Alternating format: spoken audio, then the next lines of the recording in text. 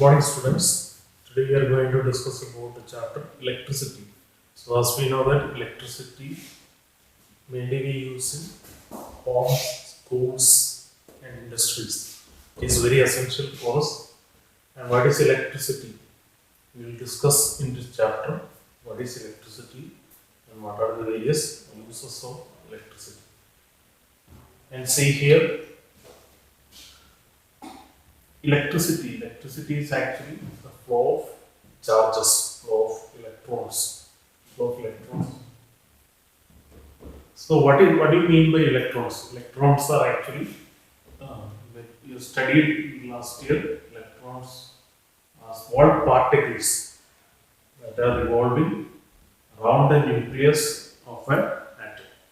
Electrons are small particles which are revolving around the nucleus of an atom.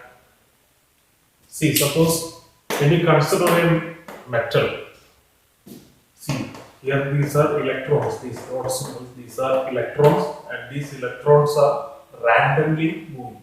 These electrons are randomly moving here and there. And suppose these are known as free electrons or called conductive electrons. And these electrons they are randomly moving here and there. And suppose in a metallic wire, these electrons constitute the flow of charges. So as we studied the electrons possess a unit negative charge. Electrons possess a unit negative charge. So this flow of charges, the flow of charges through a metallic conductor is based on what? The movement of electrons that constitute the flow of charges. So now let us see. So electrons are randomly moving in a metallic conductor. So that may not constitute a flow of electric current. So here what we need to do? We need to use a cell or battery in order to make the electron to move in a particular direction. Suppose if all electrons are moving in one direction, that constitute electric current. Similarly, you can see what do you mean by air current? Air current is the movement of air from one place to another place. And a similar way, what do you mean by water current? Water current is what? Yeah, the movement of water from one place to another place. And similarly, here you can see the electrons. If electrons want to move from one place to another place, or one end of the metallic conductor to another end of the metallic conductor, here we need to apply a potential difference across the ends of the conductor, or we need to give some energy, or we need to do some work, then only these electrons will move from one point to another point. Similarly, you can see for that we are using what? A cell.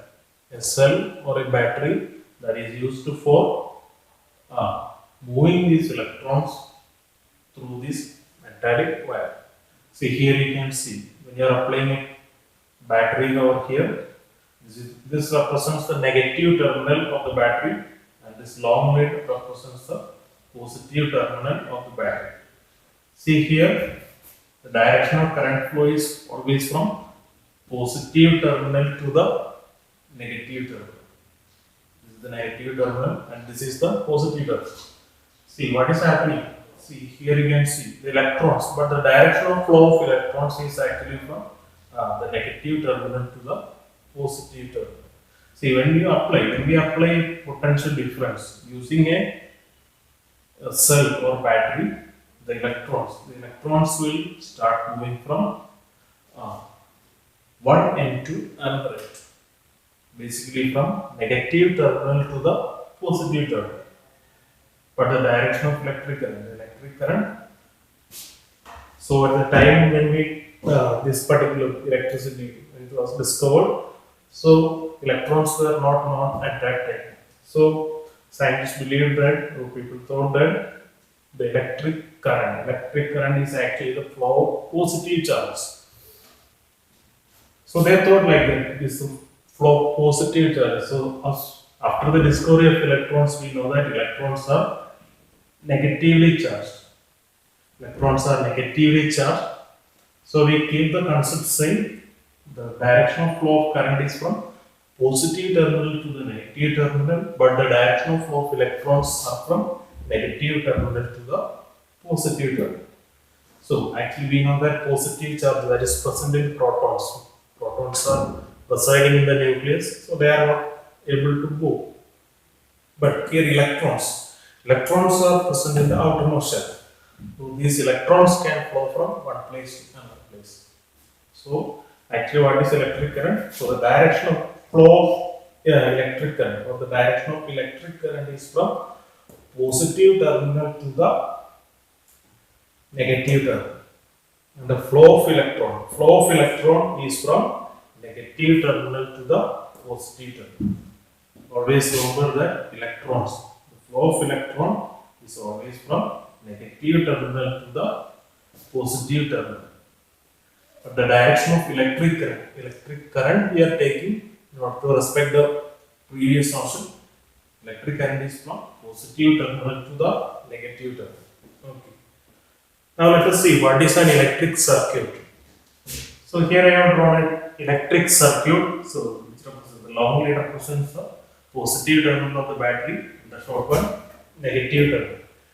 See, the current is flowing from positive terminal. So this represents a bulb, and this is ammeter. So an ammeter just got positive terminal and negative terminal. So the ammeter is used for measuring. It is used for measuring electric current. How much electric current is flowing through this circuit? Clear. So which is an instrument that is used for measuring electric current in the circuit. And see here you can see the current. And this device, it has got positive terminal and negative terminal, and this positive terminal is always connected to the positive terminal of the battery. The negative terminal is connected to the negative terminal of the battery, and it is connected using a switch. And what do you mean by switch? Switch has got switch makes a conducting link between bulb and the cell.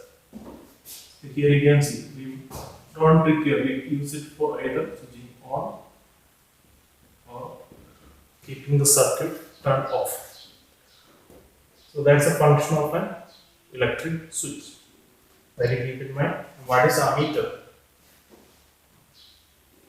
Ammeter, it's an instrument. It's an instrument used for measuring electric current. How much electric current is flowing through the circuit. Say using electric, say cell or battery. So when electric current or electrons flow in the circuit from negative terminal to the positive terminal, as a result of that, the electric bulb start glowing. And similarly, you can see. So ammeter always remember, ammeter is always connected in series in the circuit. So just this is ammeter is always connected in series with the circuit. Now we come back to this. So now we can define what do you mean by electric current. We can define electric current as what? Electric current is defined as the rate of flow of charges. Electric current can be defined as the rate of flow of charges. See here we already studied the electrons here, especially here we are considering as the charge carriers, or the charge carriers are electrons. Or actually, electrons constitute the flow of electric current. So what we define as electric current I. Electric current is represented by the symbol I, and it is equal to the rate of flow of charges Q. Here Q represents the charges, Q represents the charge, and E represents time. And 1 ampere, what do you see? The SI unit of electric current. The SI unit of electric current is ampere. This is a unit in which we measure electric current. What do you mean by 1 ampere? 1 ampere, we can define 1 ampere as 1 coulomb upon 1 second. The SI unit of electric charge is coulomb. And the SI unit of, so what do you mean by 1 coulomb? 1 coulomb is the charge present in nearly 6 into 10 raised to 18 electrons. And there is one equation that is called Q is equal to N into E. That is as per the quantization of charges. So we already studied that electron, each electron possesses a charge of 1.6 into 10 raised to minus 19 coulomb. Okay. So that we can calculate the number of electrons that would require in order to constitute 1 coulomb of charge. We already said that 1 coulomb is the charge present in nearly 6 into 10 raised to 18 electrons. So approximately, it's an approximate value. In order to constitute a charge of 1 coulomb, it is approximately the charge present in nearly 6 into 10 raised to 18 electrons. And see, using this equation we can calculate that. See what is N is equal to Q upon E. Suppose say if Q is 1 coulomb, say if Q is 1 coulomb and N is the number of electrons that are required to constitute an electric charge of 1 coulomb. See, then Q divided by E. What is E? E is the charge of 1 electron. E is the charge of 1 electron. That is what E is equal to 1.6 into 10 raised to minus 90 coulomb. So let us.